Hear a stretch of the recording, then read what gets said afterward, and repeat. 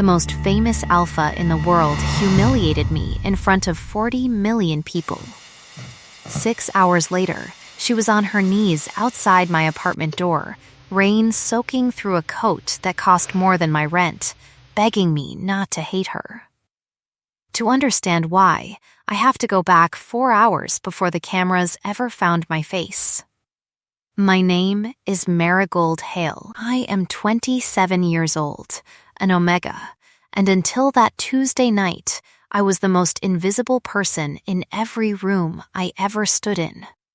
Not the kind of invisible that comes from hiding, the kind that comes from nobody ever thinking to look. I worked the overnight desk at Craysound, logging session files nobody else wanted to log. And 3 nights a week, I wrote songs that other people sang under lights I never stood beneath. 71 songs in 4 years, 6 of them went platinum. None of them had my name on anything but a sealed folder in a locked drawer. I kept a pen for it. My mother's pen, brass gone dull at the cap, the nib chipped since I was 19, and dropped it running for a bus. It still wrote. It always still wrote. That night, I had it clipped inside my jacket. Because I was going to a live broadcast I hadn't been invited to watch so much as ordered to attend, standing room only, 3 rows back from a stage I had built with words nobody would ever trace to me. If you're already this pulled in, this is a good moment to subscribe to the channel so you don't lose your place in what happens next. The building was called the Aurelia Theater, and it smelled like hairspray and cold champagne and $40 million of nerves. I stood against the back wall in a coat I'd owned since college, watching stagehands run cable across a floor polished enough to see my own reflection flinch back at me. Somewhere past the lights, past 3 security checkpoints and a publicist who called me the delivery girl without once looking up from her phone, was the woman I had written 71 songs for and never once spoken to. Larkin Vale. The world called her Vale, 1 syllable, capital letters, no explanation required. The press called her the Iron Siren because she had never once cried on camera, never once cracked in an interview, never once let anyone closer than the microphone allowed. I called her, in the only place I ever let myself say it, the Alpha who wrote back. That was the strange, small secret at the center of my invisible life. Every song I sent through Craysound's server came back with a single line attached, typed by her assistant but signed, always in her own hand on the printed lyric sheet. Whoever you are, you see me. 4 years of that line. 4 years of a woman I had never met reading my handwriting like it mattered. I did not know, standing against that wall, that she had spent 4 years wondering who I was. I did not know that somewhere under the stage lights, she was about to find out the ugliest way possible, live with no warning, and that panic would make her do something neither of us could take back.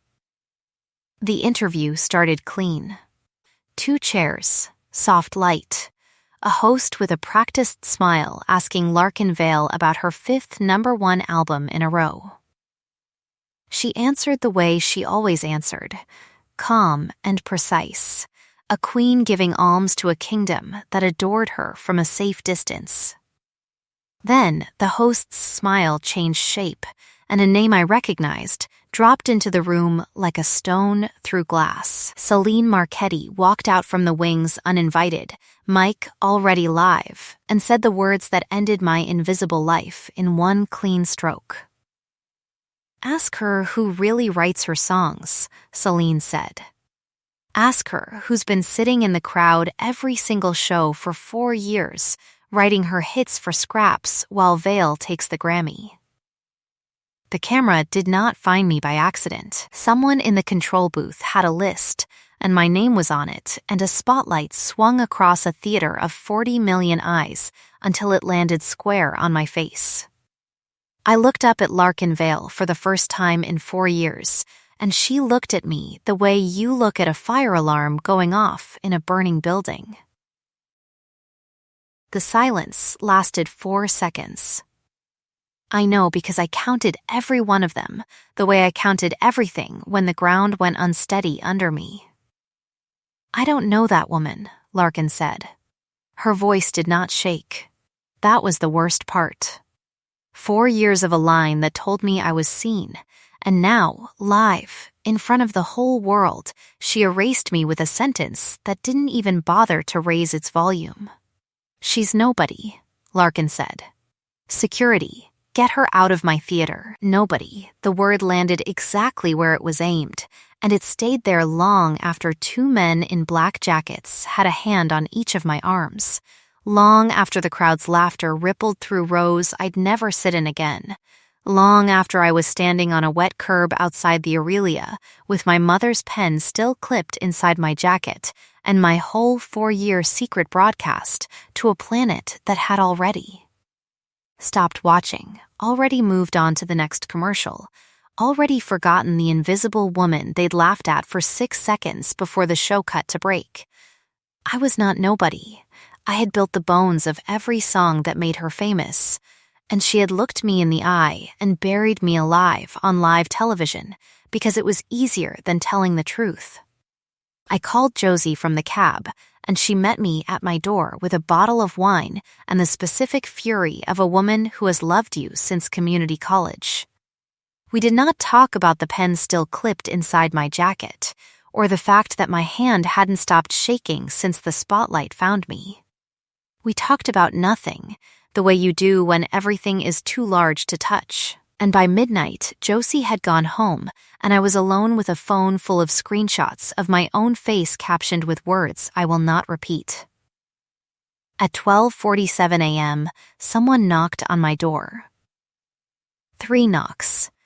Then a 4th, softer, like whoever it was had already decided I wasn't going to answer, and was doing it anyway, out of something closer to necessity than hope. I looked through the peephole, and my chest did something complicated and involuntary, because standing in the hallway of my building, rain still dripping off a coat that had definitely never been rained on before, mascara cut in 2 clean lines down a face the entire world had memorized, was Larkin Vale.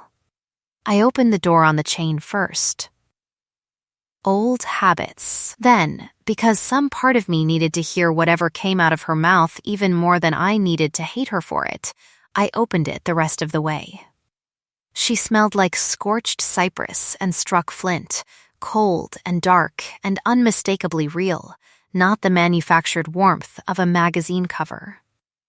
Up close, she was smaller than the stage made her look, and her hands, when she lifted them, were not steady. I know I have no right, she said. I know that. I'm asking anyway. Asking for what? I said. You already told 40 million people I don't exist. I know what I said. Her jaw worked once, twice. I need you to let me explain it before you slam this door in my face. Which you are entitled to do. I want you to know that first. I did not slam the door. I told myself later it was exhaustion. It wasn't. It was 4 years of a line at the bottom of a lyric sheet, and the fact that even now, soaked and cracked open on my doorstep, she still smelled like the one thing in my life that had ever felt like it was written for me. You get 5 minutes, I said. Then you get gone. Fair, she said, her mouth twisted, not quite a smile. You always were fair. Even when you didn't know I was reading every word, I let her in, because some idiot corner of my heart had been waiting 4 years for the alpha who wrote back to finally have a face, and now that she did, I could not make myself close the door on it. Not yet. Not until I understood why the woman who had built her whole empire on my silence was standing in my kitchen at 1 a.m, dripping onto floors I mopped myself, looking at me like I was the last solid thing left standing in a world that was about to come apart around her. There's something else you don't know, she said. About tonight. About why I said what I said. If you still want me gone after I tell you, I'll go, and I won't come back, but you deserve the truth before you decide. I set 2 mugs on the counter, more to have something to do with my hands than out of hospitality, and told her to start talking. She did not sit. She stood in the middle of my small kitchen like a woman used to rooms rearranging themselves around her, and for the first time in 4 years of reading her handwriting, I watched her actually struggle to find her own words. My mother was Sable Vale, she said. Before your time, maybe, she had 3 number ones and a voice that made grown men weep in stadiums. And she wrote every note of it herself until my father decided her songs were an asset the family business could manage better than she could. He put other names on her work. He told her it was strategy. She believed him for 11 years, and then she didn't wake up one morning, and the coroner's report used the word accidental, and I have never once believed that word in my life. I did not say anything. Some silences ask to be filled, and some ask to be held, and I understood, standing there, which one this was. Desmond Cray was my father's partner, she said. He's been my manager since I was 19. He runs the label your midnight shifts feed into, and 3 days ago he told me he had proof I've been passing off a ghostwriter's work as my own for 4 years, and that if I didn't get ahead of the story on his terms, he'd release it his way, at the worst possible time, in the worst possible light. Tonight, he decided the worst possible time was tonight. He put Celine up to it. I didn't know until she was already walking onto that stage. So, you panicked, I said. And I was the collateral. I panicked, she agreed. That's not an excuse. I'm not giving it to you as one. I'm giving it to you because you deserve to know the shape of the thing that swallowed both of us before I ask you what I came here to ask. Which is, 96 hours from now, Desmond is staging something called the Veil Sessions. Live-streamed, global, my whole next album previewed in front of every outlet that matters. If I don't have new material by then that's undeniably, entirely mine, in his eyes, he releases everything he has on you and me both, and he does it in a way that ends my career and ruins yours before it's ever had the chance to start. Her voice cracked exactly once, on the last word, and she let it. I need the only person who's ever actually written for me to help me survive the next 4 days. I have no right to ask. I'm asking. I thought about the folder in the locked drawer at Craysound. 71 songs, sealed, unsigned, filed under initials instead of a name, because that was the deal Desmond had made me sign the week my grandmother's care facility raised its rates, and I needed the money more than I needed my own name on anything. I thought about 4 years of a line at the bottom of every lyric sheet that had made the invisible feel, for one folded page at a time, like maybe she wasn't. If I do this, I said, it's on my terms. Not his, not yours. Mine. Something moved across her face that I would spend the next 4 days learning to read as relief. Name them, she said. I keep my own copies of everything we write from here on, time-stamped, signed in my own handwriting in ink, the way I've always kept them. I held up the pen-chipped nib, catching the kitchen light. And you don't get to call me nobody again. Not to protect yourself. Not to protect me. Not ever. Never again, she said. You have my word. I did not know yet how much that word would cost her to keep. I only knew that for the first time since the spotlight found my face in a theater full of strangers, someone was looking at me like I was the answer to a question they'd been asking for 4 years, not the problem they needed to make disappear. The building she moved me into 2 days later belonged to a different planet than mine. Glass from floor to ceiling, security that checked my identification against a list Larkin had personally signed, an elevator that climbed 40 floors without a single scuff on its mirrored walls. I stood in it that first morning in the coat I'd owned since college and watched my own reflection try to look like it belonged there. It didn't. Neither did I. Oda Frost met me at the door of the penthouse floor, arms crossed, the specific stillness of a woman who had spent 15 years deciding who got close to Larkin Vale and had decided, on principle, that I hadn't earned it yet. She's never once let anyone into the writing room, Oda said. Not unkindly, just as fact, the way you'd note the weather. Not me. Not her last 3 managers. You've been here 11 minutes. I've been in her head for 4 years, I said. The room's a little late to the party. Something that wasn't quite a smile moved across Oda's mouth, there and gone. Kitchen's through there. She doesn't cook. Don't let her tell you otherwise. She was wrong about that, as it turned out, though it took 2 more days to prove it. The writing room itself was smaller than I expected. Warm where the rest of the penthouse was cold marble and city light, a single upright piano against one wall, and a wall of corkboard covered in scraps of paper in handwriting I recognized instantly. Because it was mine. Printed and pinned and annotated in her own hand across 4 years of songs. She had kept every one. Not filed. Kept, the way you keep the things that matter. You read all of these, I said. I read all of these until I could recite them, she said. I used to wonder what kind of person wrote lines like that and then vanished before I could say thank you properly. She didn't look at me when she said it, busy with something on the piano that didn't need doing. Now I know it was someone who'd been made to believe thank you wasn't owed to her. I didn't have an answer for that, so I didn't give one. We worked instead, the way I understood work, which was the only language I trusted completely. She hummed a fragment, and I found the words underneath it. I wrote a line, and she found the melody hiding inside it before I'd finished the sentence. By the second night, we had 4 songs, and I had stopped noticing the marble floors, because the only thing in that room that mattered was the widening, terrifying sense that Larkin Vale understood exactly what I meant before I finished saying it. Every single time. You never told anyone your name was attached to any of it, she said on the 3rd night, when the piano had gone quiet and the city outside had gone that particular shade of blue that comes before real dark. Why? Because Desmond made it a condition of the checks, I said. My grandmother's in a care facility.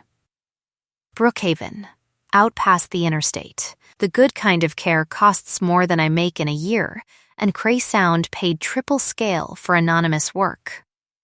I told myself the name didn't matter, only the number on the invoice mattered. It matters, Larkin said. The name matters. I should have known that before 4 years. I should have asked. You did ask, I said. Every time you signed that line, you just never got an answer. She looked at me then. Really looked. The particular stillness of a predator deciding whether the thing in front of her is dangerous or precious. And I understood in that moment that for her, those were sometimes the same category. Tell me to stop if I've read this wrong, she said, and reached toward my hand where it rested on the piano's closed lid. You haven't read it wrong, I said. Not yet. She stopped anyway, an inch from my skin, waiting. Ask me with your words, I said, because I needed to hear her say it, needed the 4 years of anonymous lines to finally have a voice attached. Can I touch your hand? She said, and it was the plainest sentence I had ever heard her speak. None of the iron sirens practiced calm in it at all. Just a woman asking permission like the answer genuinely might be no. Yes, I said.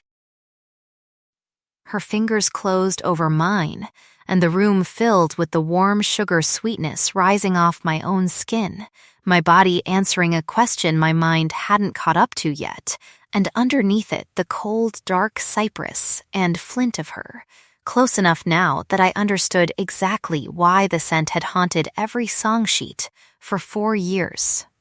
It hadn't. I was inventing that, but it felt true enough that I let myself believe it anyway. Desmond's people found the building 2 nights later, not inside. The lobby's security held. But by 2 a.m., there were 6 cars parked across the street with long lenses trained on every window, and by dawn a helicopter was circling low enough to rattle the glass, and Oda came into the kitchen with her jaw set in a line I hadn't seen since the first day. "We're locked down," she said. "Nobody in or out until the legal team clears a path." Desmond's already threatening an injunction to freeze the new material. He knows something's happening up here. He just doesn't know what yet. We spent that lockdown day the way you spend a day when the outside world has become a countdown you can hear through the walls. Larkin made toast with fig jam, badly, burning the first 2 slices before I took the pan away from her laughing, and something in that small domestic disaster undid a knot in my chest I hadn't known was still tied. "My grandmother makes fig jam," I said. "Every Sunday. It's the only thing she still remembers how to make without the recipe card." Larkin didn't say anything to that. 3 days later, I would understand exactly what she'd done with the information. That afternoon, I only knew that she filed it away the way she filed away every stray detail I gave her, carefully, like currency she intended to spend on me eventually. The helicopter finally cleared out past midnight. We were standing at the window, watching the last of the news vans pull away when she turned to me, close enough that the cypress and flint of her filled the small space between us entirely. "I need to say something, and I need you to let me finish before you answer," she said. "Okay, 4 years ago I signed my name to the bottom of a stranger's lyric sheet because something in 6 lines about a lighthouse nobody visits anymore made me feel less alone than I had felt since my mother died. I told myself it was gratitude. It wasn't gratitude. I have been in love with the person who wrote those words for longer than I have let myself say the sentence out loud, and I did not know until 11 days ago that the person was you, and I am not sorry it's you. I am only sorry it took me 4 years and 1 live broadcast disaster to say so where you could hear it." "Tell me to stop," she said, "and I will. Ask me with your words, and I won't." I did not tell her to stop. I asked with my words, plainly, the way 4 years of buried invoices had taught me nothing was owed unless you said it out loud, and she kissed me the way I imagine the tide finally reaches shore after years of being told to hold back, careful and complete and entirely certain. The wound tending came slower, and it came honest. We sat on the floor of the writing room 2 nights after that, backs against the piano, and she told me about the year she turned 19, when her father sat her down and explained that credit was a liability and control was the only inheritance worth keeping, and that love, real love, unmanaged love, was the exact weakness that had killed her mother. She told me she had built the iron siren out of that doctrine, brick by brick, until she genuinely believed coldness was armor instead of what it actually was, which was a wound wearing armor's shape. I told her about the Sunday I turned 22 and signed the paper that made my own songs someone else's property, because the alternative was watching my grandmother lose the only safe room she had left in the world. I told her that invisibility had felt, for a long time, like the price of loving people. That I had made peace with being the woman nobody looked for, because the woman nobody looked for could still take care of everyone she loved without anyone taking anything from her first. "Not anymore," Larkin said. "Whoever you are, you see me." I meant that every single time I wrote it. I mean it more now than I've ever meant anything. The warmth of that night did not last past sunrise, because nothing good in that particular week was allowed to last uninterrupted. Oda knocked at 7 with a face that told me the news before her mouth did. "Desmond's moving the timeline up," she said. "He's leaked a doctored version of the session logs to 3 outlets. Says Mari extorted her way into the penthouse. Says the whole songwriting story is a cover for a blackmail scheme. And Brookhaven Care just got a call from a firm nobody's ever heard of asking about outstanding balances on a Vivian Hale. The floor tilted under me the way it had the night of the spotlight. He'd found my grandmother. He'd found the one place in the world I had built my entire invisible life around protecting, and he'd put his hand on it like a chess piece, casual, certain I'd fold the second he touched her. Celine Marchetti gave an interview that same afternoon, dressed in the kind of sympathy performance that only works on people who've never actually needed sympathy, and called me a manipulative nobody who'd inserted myself into Larkinvale's life for money. The clip ran everywhere, my face, again, captioned again, the word nobody attached to my name like it had never once been proven wrong. Larkin's mask came back on so fast I felt the change in the air, cold cypress and flint sharpening into something closer to warning. And she was on the phone with lawyers before the segment finished airing, her voice gone flat and precise in a way I recognized now as fear wearing its old armor. "I have to go to the label," she said, hand over the receiver. "In person. Now, if I don't get ahead of this by tonight, he freezes everything. The songs, the account, all of it, and Brookhaven's fees go unpaid by Friday." "I'm coming with you," I said. "You're not." It came out harder than she meant it to. I watched her hear it land wrong. "Not because I don't want you there, because if he sees us together before I've secured proof, he'll use it. Stay here. Please. I need you safe more than I need you beside me." I stayed, because she asked instead of ordering, and because some worn-out part of me still believed staying was the safer choice for everyone I loved.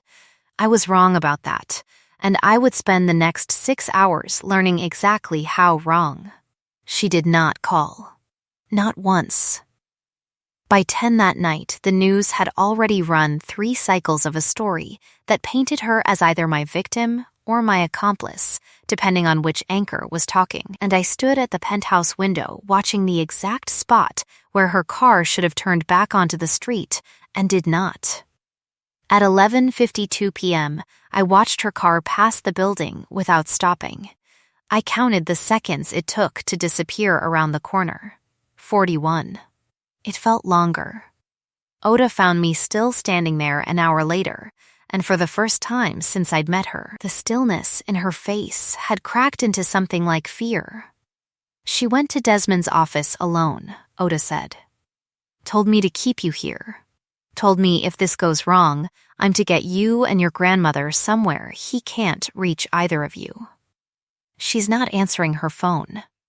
I had spent 4 years being the invisible woman who fixed things from a locked drawer nobody looked in. I was not going to spend the worst night of my life fixed in place behind a pane of glass 40 floors above the only fight that mattered. "Take me to Cray Sound," I said. "Not the label offices, the archive room. I know exactly what's in that building that he doesn't." The archive room at Cray Sound was mine in every way that counted. 4 years of overnight shifts logging every session that passed through the building, and Desmond had never once thought to wonder what an invisible woman might quietly be keeping for herself. I had time-stamped copies of every song I'd ever written, cross-referenced against the label's own publishing filings. And buried inside those filings, if you knew exactly where I'd hidden it, was 18 months of Desmond routing my session pay through 3 shell accounts before it ever reached me. Theft, plain and documented in his own company's ledgers. I printed everything, every sheet, every timestamp, every signature in my own chipped nib handwriting proving, beyond any doctored leak Desmond could manufacture, exactly who had written every note of Larkinvale's career, and exactly who had been stealing from both of us to keep the lie funded. Josie drove me to the label building with the lights off on her dashboard the whole way, because some things you do for the people you love without needing to be asked twice, and Oda met us in the parking garage with 2 of Larkin's security team, and a look that told me the situation upstairs had already gone somewhere ugly. I found Larkin in Desmond's office on the 14th floor, standing across a desk from a man who looked exactly like every landlord who'd ever raised my grandmother's rent without warning. Pleasant and terrible in the same unbothered breath. "You have until the Veil Sessions goes live to sign," Desmond was saying. "After that, the story runs whether you cooperate or not, and this time it runs with your girl's fingerprints all over an extortion charge I can absolutely make stick." "Not if the fingerprints tell a different story," I said from the doorway, and watched both of them turn. Larkin's face did something I will remember for the rest of my life. Relief and terror and fierce, unguarded love all arriving at once, too fast to hide behind anything. "You shouldn't be here," she said. "You didn't stop," I said. 41 seconds. I counted. "I was protecting you." "I don't need protecting from the truth," I said. "I need it told." I set the folder on Desmond's desk. 4 years of time-stamped proof landing between us like a verdict. Every song. Every date. Every dollar you rerouted through 3 accounts you thought nobody invisible enough to notice would ever find. I found them. I logged your company's own thefts for 4 years, while you paid me to stay quiet about my own name. Desmond's face did the thing cornered men's faces do, calculation flickering under a smile that had gone brittle at the edges. "That's a fabrication. Session logs prove nothing without corroboration. They prove everything," Larkin said, and something in her voice had gone very still, very final, the iron siren's old calm now aimed somewhere useful, "because I'm about to corroborate every page of it myself, on camera, in 96 minutes, at the Veil Sessions you built to bury us both." Desmond's hand moved toward the phone on his desk, some last instinct toward damage control, and Larkin crossed the room fast enough that I understood, watching her, exactly how much restraint she had spent every day of the last 4 years, learning to hold. "Don't," I said, catching her wrist before she reached him. Not because he didn't deserve whatever her instincts wanted to give him.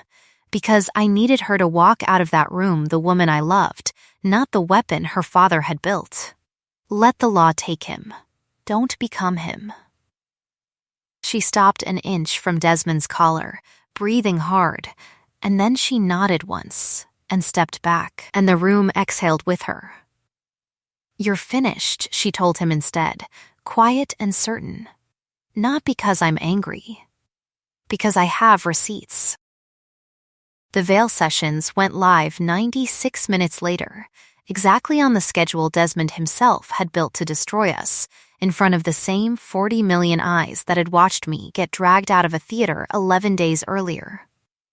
Only this time I was not standing against a back wall waiting to be noticed. I was standing in the wings with Oda's hand steady on my shoulder, watching Larkin Vale walk to center stage under lights the whole world was already watching. 11 days ago, she said, I stood on a stage very much like this one and told the truth's exact opposite.